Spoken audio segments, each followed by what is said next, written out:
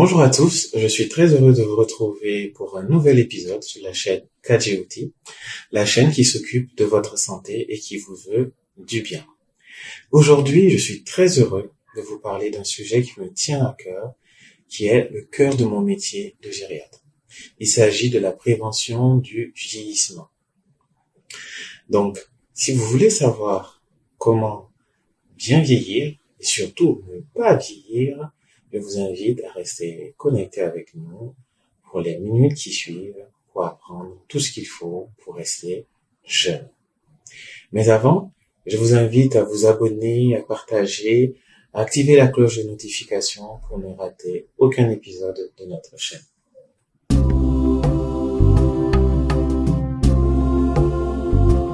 Aujourd'hui, nous allons parler du vieillissement et comment faire pour rester jeune.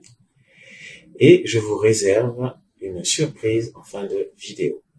Donc, restez connectés avec nous jusqu'à la fin de l'épisode et vous aurez une surprise qui vaudra le détour.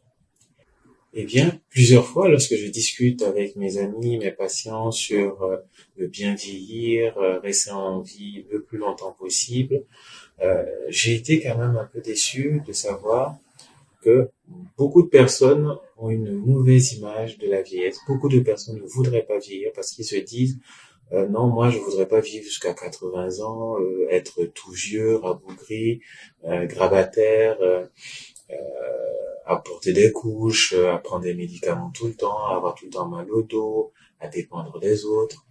Ils ont une vision très négative de la vieillesse. Et ce que j'aimerais faire passer comme message, c'est que cette vision-là n'est pas le propre de toutes les personnes âgées. Ce n'est qu'une partie de la population âgée qui souffre de ces maux-là. Il faut savoir que la plupart des personnes, certes, ils ont des pathologies, mais pas autant cumulées sur la même personne. Mais ce que je veux surtout dire, c'est que il est possible justement de vieillir en restant toujours jeune.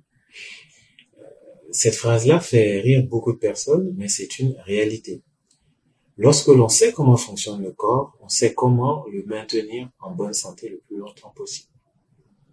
Je vous donne l'exemple, par exemple, de deux personnes, l'une est française et l'autre indienne. C'est des personnes qui sont des centenaires. Vous voyez, c'est pas une histoire de 92 ans, 90 ans, ce sont des centenaires et qui sont restés toujours actifs. Pour le cas du français célèbre, qui est centenaire, je pense, qui est décédé à l'âge de 108 ans, il continuait à faire du vélo. Il était champion du monde de course de vélo. Il faisait 25 kilomètres en 1 heure à peu près. Vous imaginez, à 100 ans. Qui ne souhaiterait pas pouvoir le faire? Et même nous, à l'âge adulte, il y en a beaucoup qui ne peuvent même pas faire cet espoir-là. Donc, je pense que il faudra dédramatiser et faire comprendre aux gens que il y a une autre manière de vieillir, une manière tout aussi, une manière qui nous préserve nos capacités. Imaginez-vous que l'on réussisse à vieillir quand on ait 80 ans, 90 ans, en gardant nos capacités d'adultes de 40 ans. Imaginez-vous que vous avez votre retraite, vous avez 80 ans, vous avez tout le temps de vivre vos loisirs, de profiter de votre famille sans pour autant être malade. Tout ceci est possible. Et en tant que gériatre, j'en ai fait mon cœur de métier et j'ai réuni pour vous, j'ai résumé en 8 piliers les bases de la longévité en bonne santé pour les personnes âgées. Il s'agit de quoi? Il s'agit de 8 aspects de notre vie que nous négligeons tous. Et c'est pourtant ces 8 aspects-là qui nous permettent de rester toujours jeunes, qui nous éloignent les maladies, les problèmes de santé. Donc, je vais vous les présenter très succinctement. Et dans les vidéos qui vont suivre, nous allons essayer de rentrer en profondeur sur ces différents piliers. Donc, nous allons commencer la présentation de ces piliers par la nutrition. C'est le premier pilier de la gériatrie et de la longévité. La nutrition. Il faut savoir que Hippocrate disait que ton aliment soit ta médecine. C'est pour dire que ce que nous mangeons peut nous détruire comme peut nous soigner. Donc, il faut faire très attention à ce que nous mangeons. Il faut manger correctement pour éviter la maladie et aussi ralentir le vieillissement. Donc, c'est le premier pilier. Le deuxième pilier, c'est les activités physiques. Si vous ne bougez pas, la maladie vous rejoindra, vous rattrapera et vous allez avoir de gros soucis. Donc, le deuxième pilier, c'est l'activité physique. Il faut savoir bouger et bouger de manière intelligente pour avoir des bénéfices de notre activité physique. Le troisième pilier, c'est l'activité intellectuelle. Combien de personnes parmi nous peuvent se rappeler, par exemple, des numéros de téléphone ou ont des lobbies ou des nouveaux métiers qu'ils ont appris après 40 ans? Très peu. Il faut savoir que le cerveau ne s'use que si on ne l'utilise pas.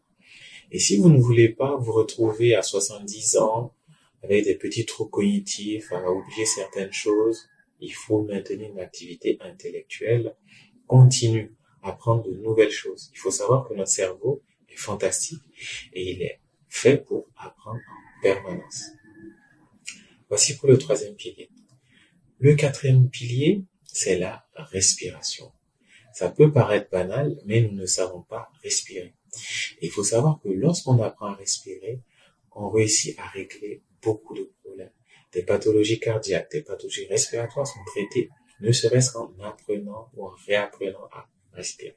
Donc, quatrième pilier très important, la respiration. Cinquième pilier, ça sera le sommeil. Sachez que votre corps se régénère littéralement pendant le sommeil. Et si vous avez un sommeil de mauvaise qualité, votre régénération sera de mauvaise qualité. Vous allez vieillir, vous allez accumuler des pathologies. Donc, apprendre à bien dormir sera vital pour vous. Sixième pilier, c'est la méditation. Alors, la méditation, il faut savoir que c'est pas une activité anodine, c'est une activité qui permet de régénérer le corps. C'est l'une des activités qui permet de régénérer le corps jusqu'au niveau de la cellule. On s'est rendu compte que ceux qui méditaient avaient leur ADN qui se régénérait. D'accord ? C'est la première action que l'homme a pu objectiver qui a permis de rajeunir le corps. Donc vous imaginez, rien qu'en méditant, vous pouvez rajeunir. Donc très important, la méditation. Septième pilier, la sexualité. Et je dis bien la sexualité, parce que dans la médecine occidentale, la place de la sexualité n'a pas été aussi bien poussée que dans les médecines traditionnelles orientales, qu'elles soient indiennes ou chinoises. Il faut savoir que la sexualité est une activité qui permet soit de régénérer le corps, soit de le détruire. Et nous allons voir ensemble comment régénérer le corps avec une sexualité responsable. Et huitième pilier, et le dernier, c'est la sociabilité et la capacité à avoir de la résilience. Je vous dirais qu'une étude a été faite en Suisse, où on a observé des personnes âgées, on a essayé de savoir quel était le facteur qui les permettait de vieillir le mieux possible. Et on s'est rendu compte que le premier facteur qui venait en tête, c'était pas la nutrition, l'exercice physique ou quoi, c'était la résilience. Plus vous êtes résilient et plus votre corps est capable d'être résistant à toutes les maladies et à résister au temps. Donc voici là les 8 piliers de la longévité qui vous permettront à vivre longtemps mais surtout en très bonne santé.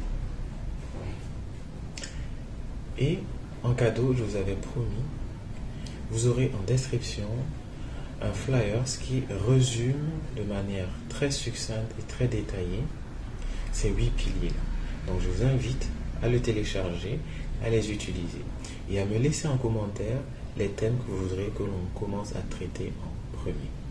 Donc je vous dis au revoir et à très bientôt pour des conseils de longévité.